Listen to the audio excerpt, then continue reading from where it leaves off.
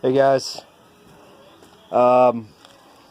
just a few words on the BMW X5 2009. This is the 2009, replacing the starter. I just put the new starter in. I'm not a super mechanic by any stretch of the imagination, so if I can do this job, anybody can probably do it. Just keep in mind that this intake manifold, it's got 1,000 hoses and wires connected to it. So if you have to take this whole thing out, that's going to be a real bear of a job. So just taking out the bolts on the intake, I'll post some pictures later or another video showing how everything went on. I may just add it to this video, but I just wanted to say that this starter here, there's a bolt on the left side. You can see a nice shiny bolt on the left.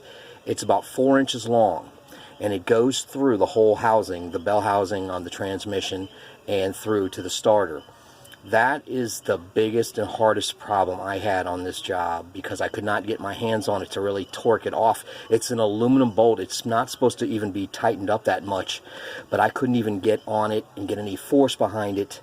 So that was the biggest problem of the job. Other than on the side of this unit here, there's a piece right here that it sits like this. Let's see, like this on the side of this unit here. On the side of this, I'll show you when I put my next video up. You have to take this off, which requires you to get to this bolt right here. Which can be kind of tricky because it's really buried in there and it's hard to get to. But once you get this thing off here, then you can move your intake manifold back out of the way. I just took a wire and hung it up to the thing there just to keep it hung up out of the way. Now, I will. I just want to say one thing though. To get to what I needed to do to get to that bolt to hang on it, that starter bolt, I had to take these cover pieces underneath off the car, which was a complete pain in the ass. So hopefully you'll be able to get enough leverage on it from above. I couldn't. Maybe I just was too weak. I don't know. My bolt seemed to be tightened up a lot. So, but that's it. And even then, it's kind of hard to get to. I'll show you under here. There's a spot up in there. I don't know if you can see it or not. There's a spot you can reach up around the bell housing of the transmission and get to that bolt. But even then, it's really hard because it's pressed right up against the firewall. So that's the problem. Here, I'll show you. Here's the old bolt. Let me show the old starter and the old bolt on one second.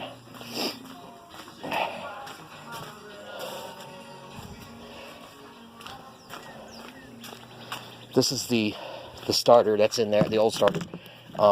It goes in like this. Is how it sits in the car, and that's how long the bolt is. It's a T or an E14, I think it's called. Hold on one second. But look at, they weigh nothing. They're like they don't even feel real. But it's a here. Let's see here. There's my socket wrench here.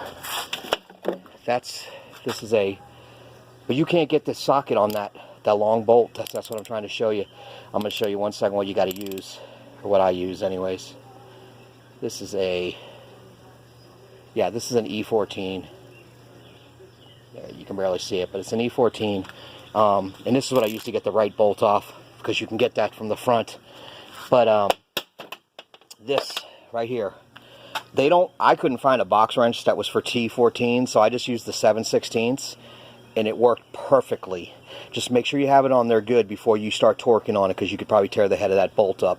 But this right here, 7/16 wrench, is what you need to get to that bolt right there on the side, from the back side of the bell housing.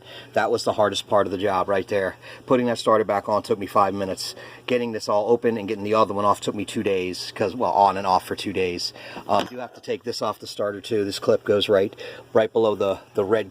You'll see the red positive connections to the starter right below. There's this clips on. There's a little connector right there. I did undo this right here, the wiring harness above here, for reasons to move it out of the way. And I had to unclamp a few wiring connections on the side, but they just clip right back on. And one other thing you have to know about these BMWs, and it's probably more than just a 2009 model, this tool right here is the most important tool to have in your car when you break down, because this truck did not have this in it. Somebody took it out, and AAA could not tow this truck. They had to skid it. I had to call a specialty tow company to skid it up onto a flatbed. So the car was stuck for like 2 days in somebody's driveway. This cost me, I think, between $7 and $10. I forget what it was, $7 or $8 at the BMW dealership, and it shipped in 2 days. Make sure you have one of these. Go back to the back of your car.